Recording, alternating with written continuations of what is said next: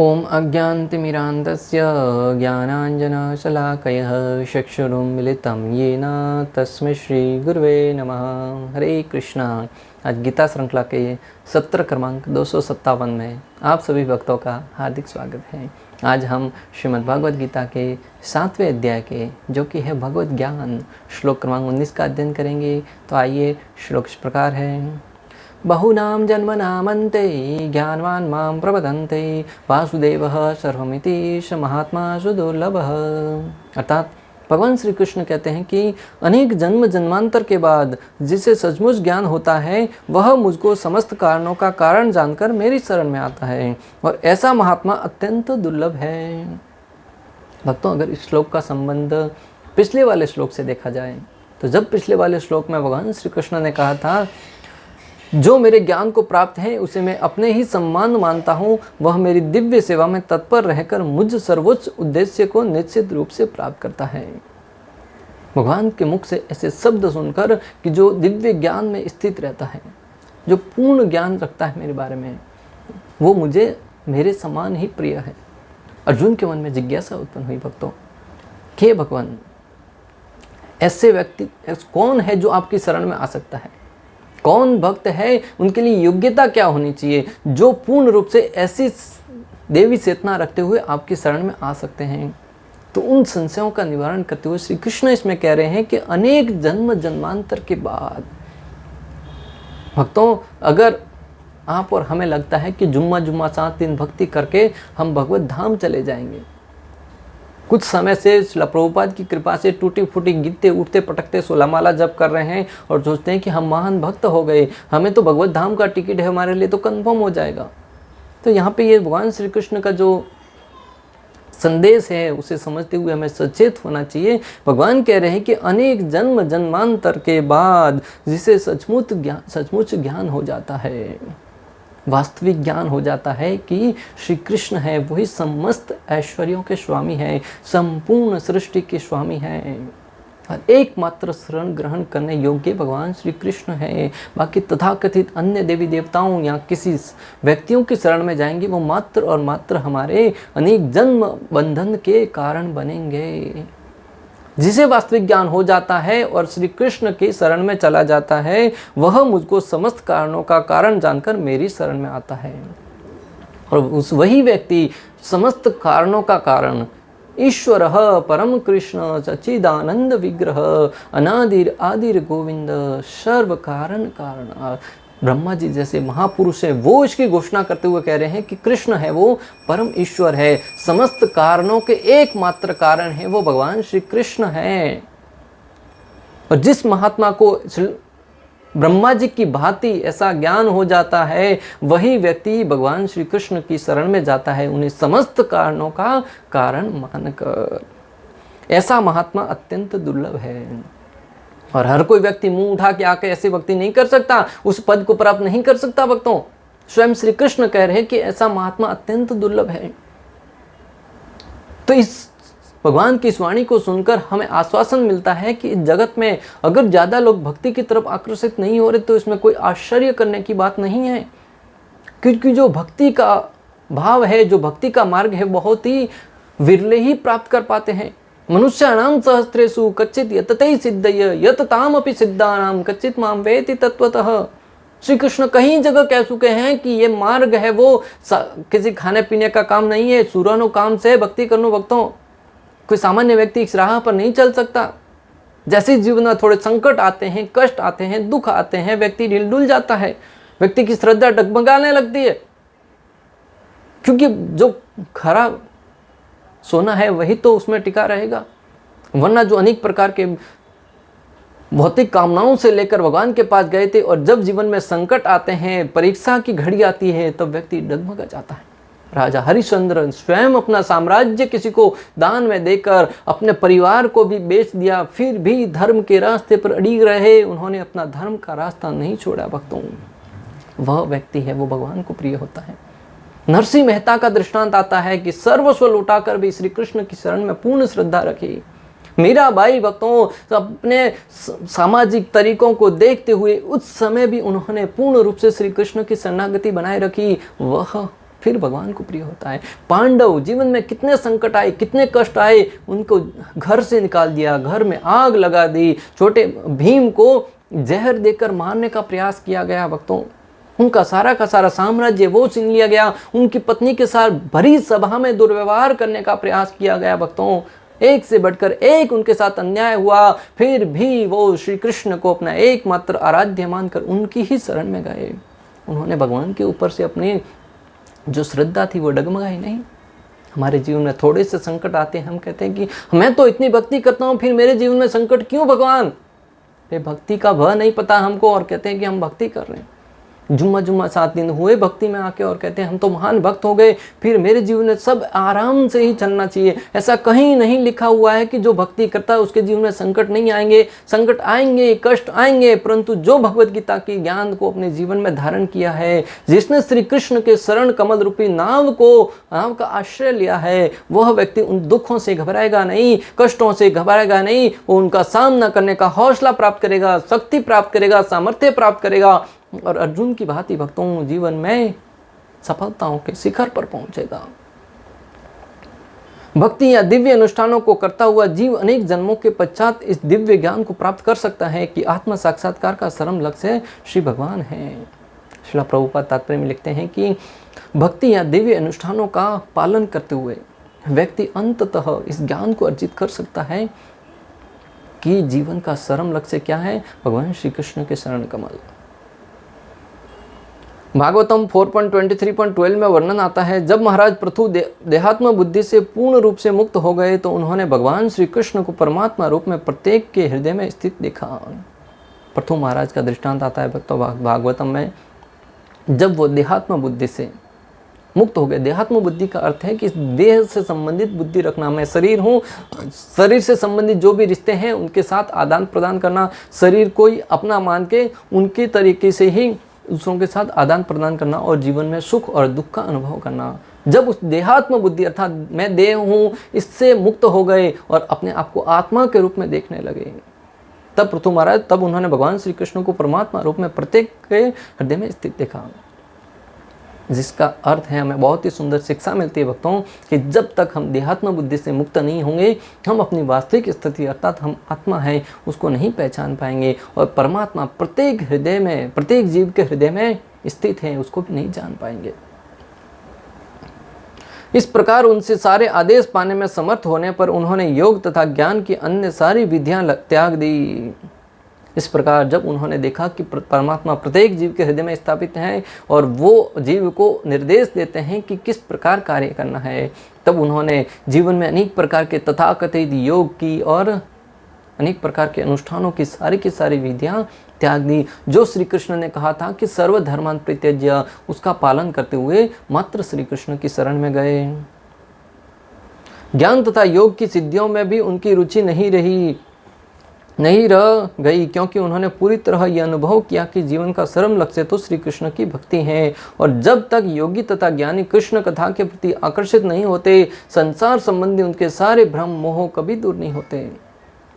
भक्तों इस भौतिक जगत से संबंधित को ही नहीं त्यागा, उन्होंने ज्ञान और अनेक प्रकार के अनुष्ठानों का मार्ग था उसको भी त्याग दिया, तपस्या का मार्ग, सारे के सारे मार्गों को त्याग दिया और अपने अनुभव द्वारा कह रहे हैं कि जब तक कोई व्यक्ति भगवान श्री कृष्ण की शरण में नहीं जाता, जो विधि जिसका पालन कर रहे हैं, भले वो तपस्या का हो, ज्ञान का हो, ध्यान का हो, वो विधि अगर उनको श्री कृष्ण की शरणों में शरणागति लेने के लिए ज्ञान नहीं दे रही, उनको निर्देश नहीं दे रही, तो वो सारी की सारी विद्या है वो भ्रम है, मोह है। कई व्यक्ति अनेक प्रकार की सिद्धियां प्राप्त करने के लिए प्रयासरत रहते हैं और वो सिद्धियां प्राप्त करके वो सिद्धियों का उद्देश्य क्या है कि श्री कृष्ण की सेवा में लगाए जाए। जिस प्रकार माता सीता के पास अनेक प्रकार की सिद्धियां थी और जब भगवान श्री रामचंद्र के पिताजी दशरथ महाराज बारात लेकर आए जनक महाराज के वहां पर, तब माता सीता ने उन सिद्धियों को आदेश दिया कि जाओ तुम प्रभु श्री रामचंद्र के जो सहयोगी हैं उनकी सेवा में अपने आप को लगा दो। और उनके आदेश से अनेक सिद्धियों ने वहाँ पर ऐसे अनेक महल का निर्माण किया जो हवा के अनुकूल रहते थे, ऋतुओं के अनुकूल थे। अगर गर्मी है तो ठंडी का एहसास होता था, ठंडी है तो गर्मी का एहसास होता था, किसी प्रकार का कोई दुख नहीं हो रहा था उसमें। स्वर्ग सा ऐश्वर्य था, और उन माता सीता की सिद्धियों की ऐश्वर्य को देखकर देवता भी लज्जित हो रहे थे कि हम भौतिक लोक में रह रहे हैं और पृथ्वी लोक पर स्वर्ग है, या फिर हमारी आंखें धोखा खा रही हैं। कहने का तात्पर्य यह है कि सारी की सारी सिद्धियां हैं वो श्री कृष्ण प्रभु श्री रामचंद्र की सेवा के लिए है भक्तों। और अगर कोई व्यक्ति उन सिद्धियों को प्राप्त करके अपने आप को गर्वित महसूस करता है, फूला नहीं समाता है, लोगों के सामने ढिंडोरा पीटता घूमता है कि मैं पानी के ऊपर चल सकता हूँ, मैं हवा में दौड़ सकता हूँ, मैं बिना कुछ खाए बिना कुछ पिए रह सकता हूँ, ऐसे अनेक प्रकार के अनुष्ठान कर सकता हूँ, और लोगों की सस्ती लोकप्रियता पाना चाहता है, वाहवाही पाना चाहता है, तो वो व्यक्ति भ्रमित है, मोहित है भगवान की माया के द्वारा। ऐसे व्यक्ति को चाहिए कि तुरंत उन सिद्धियों का त्याग करके श्री कृष्ण की सेवा में लगे। ऐसा मैं नहीं कह रहा हूँ, पृथु महाराज अपने अनुभव द्वारा कह रहे हैं, जिन्होंने कई वर्षों तक इस पृथ्वी पर राज किया। भक्तों, हमें भी इससे शिक्षा लेनी चाहिए कि अगर हमें कोई भी हमारी सिद्धियाँ अर्थात हमारी जो उपलब्धियाँ हैं वो हम अपने आप को गर्वित महसूस करने के लिए विवश कर रही हैं, और वो गर्व अगर हमें श्री कृष्ण की शरणागति लेने के लिए बीच में बाधा बन रहा है, तो उनको त्याग कर मात्र श्री कृष्ण की शरण में जाना ही हमारी बुद्धिमत्ता होगी। आत्म साक्षात्कार के प्रारंभ में जब मनुष्य भौतिकता का परित्याग करने का प्रयत्न करता है, तब निर्विशेषवाद की ओर उसका झुकाव हो सकता है। आत्म साक्षात्कार के मार्ग में भक्तों, जब प्रारंभ में मनुष्य भौतिकता का परित्याग करने का प्रयत्न करता है, तब हो सकता है कि प्रारंभ में वो निर्विशेषवाद की ओर उसका झुकाव हो सकता है। किंतु आगे बढ़ने पर वह यह समझ जाता है कि आध्यात्मिक जीवन में भी कार्य हैं और इन्हीं से भक्ति का विधान होता है। परंतु जैसे जैसे गुरु के मार्गदर्शन में वो अपने भक्ति कार्य में लगा रहेगा, तब उसको धीरे धीरे ज्ञात होगा कि भगवत धाम में भी अनेक प्रकार की सेवाएं हैं। भक्ति में भी कोई बिना निष्क्रिय नहीं होना है, वहाँ पे जाके अपने अस्तित्व को समाप्त नहीं करना है। जैसे निर्विशेषवादी कहते हैं कि हम शून्य में प्रवेश कर जाएंगे और हमारा अस्तित्व समाप्त हो जाएगा, ऐसा नहीं है। जैसे जैसे भक्ति में प्रगति करते हमें ज्ञात होता है कि भगवत धाम में भी भगवान साकार रूप में रहते हैं। वहाँ पे अनेक प्रकार की गोपियाँ हैं, माता लक्ष्मियाँ हैं, वो गोपाल हैं, वो हमेशा भगवान की सेवा में संलग्न रहते हैं। ब्रह्मा जी ब्रह्म संहिता में कहते हैं, चिंतामणि प्रकर सद्म सुकल्प वृक्ष लक्षावृतेषु सुरभीर विपालयन्तम लक्ष्मी सहस्त सतसं भ्रसे विमानम गोविंदमादि पुरुषम तमहं भजामि। भगवान के धाम में सुरभि गाय है, अनेक प्रकार के रहने के स्थान है, और माता लक्ष्मियाँ हजारों की मात्रा में लक्ष्मियाँ हैं, वो हमेशा श्री कृष्ण की सेवा के लिए तत्पर रहती हैं, हमेशा उतावली रहती हैं भक्तों। जिसका अर्थ है कि भगवान साकार रूप में रहते हैं और उनके भक्त हैं वो हमेशा भगवान की सेवा में अपने आप को आनंदित महसूस करते हैं। जिस प्रकार इस भौतिक जगत में भक्तों, अगर किसी की सेवा करने के लिए हमें कहा जाए, किसी का शरणागति लेने के लिए कहा जाए, तो हमें वो अच्छा नहीं लगता है, क्योंकि हम स्वयं बॉस बनना चाहते हैं। परंतु आध्यात्मिक जगत में भक्तों, जैसे श्री कृष्ण की सेवा करने को मिलेगा और आनंद की अनुभूति बढ़ने लगेगी। जैसे प्रभु श्री रामचंद्र की सेवा करके हनुमान जी को और अन्य भक्तों को आनंद आता था, भरत जी महाराज को आनंद की अनुभूति होती थी, और तो वही आनंद भगवत धाम में, भगवान के धाम में जब नित्य रूप से मिलेगा, तब उसकी आनंद की अनुभूति कितनी होगी आप कल्पना कर सकते हैं भक्तों। इसकी अनुभूति होने पर वह भगवान के प्रति आसक्त हो जाता है और उनकी शरण ग्रहण कर लेता है। और जब व्यक्ति को ये ज्ञान हो जाता है कि भगवान साकार रूप में रहते हैं, तो वो धीरे धीरे उसकी श्रद्धा है, आसक्ति है, वो भगवान के शरणों के प्रति बढ़ती लगती है और वो भगवान की शरणागति स्वीकार कर लेता है। इस अवसर पर वह समझ सकता है कि श्री कृष्ण की कृपा ही सर्वस्व है, और इस अवसर पर वह समझ सकता है कि भगवान की जो कृपा है वही सब कुछ है। भगवान की कृपा के बिना जीवन में कुछ भी शाश्वत सत्य नहीं है। जो कुछ देख रहे हैं वो मात्र मोह है, मात्र भ्रम है। वे ही सब कारणों के कारण हैं और यह जगत उनसे स्वतंत्र नहीं है। श्री कृष्ण ही समस्त कारणों के एकमात्र कारण है, वो भगवान है और उनसे स्वतंत्र कुछ भी नहीं है। अगर एक पेड़ का पत्ता भी हिलता है तो भगवान की आज्ञा के बिना नहीं हिलता है भक्तों। जब वो भक्त इस हद तक ज्ञान को अर्जित करता है, तब वो भगवान की सेवा में पूर्ण रूप से समर्पित हो जाता है। इसका दृष्टांत भक्तों श्रीमद् भागवतम 2.4.20 में इस प्रकार वर्णन आता है। भगवान श्री कृष्ण जो समस्त भक्तों के पूजनीय स्वामी हैं, यदुवंश के अंधक तथा वृष्णि जैसे समस्त राजाओं के रक्षक तथा उनके यश हैं, सभी लक्ष्मी देवियों के पति, समस्त यज्ञों के निदेशक, अतएव समस्त जीवों के अग्रणी, समस्त बुद्धि के नियंता, समस्त दिव्य एवं भौतिक लोकों के अधिष्ठाता तथा पृथ्वी पर परम अवतार सर्वे सर्वा है, वे मुझ पर कृपालु हो। भगवान की महिमाओं का यशोगान करते हुए सुखदेव गोस्वामी यहाँ पे कह रहे हैं कि भगवान की अनेक महिमाओं का यशोगान कर रहे हैं कि जो यदुकुल में प्रकट हुए हैं, अनेक प्रकार की लीलाएं कर रहे हैं, वो मुझ पर प्रसन्न हो। मैं उस भगवान जो कि सर्वा है, उनकी इच्छा के बिना कुछ भी संभव नहीं है, वो मुझ पर प्रसन्न हो। क्योंकि जगत में तथाकथित कोई व्यक्ति प्रसन्न करने के लिए, किसी नेता या साधारण व्यक्ति को प्रसन्न करने के लिए अनेक प्रकार के गिफ्ट देता है, अनेक प्रकार के उपहार देता है। अब प्रसन्न होता है तो उसके बदले में कुछ प्राप्त होता है। तो जब भगवान श्री कृष्ण प्रसन्न हो जाएंगे तो उनका दिव्य प्रेम हमें प्राप्त होगा। उनकी एक मुस्कान है, उसको देखने के लिए, उनको समझने के लिए, अनुभव करने के लिए योगी जन है वो हजारों वर्षों तक तपस्या करते हैं भक्तों।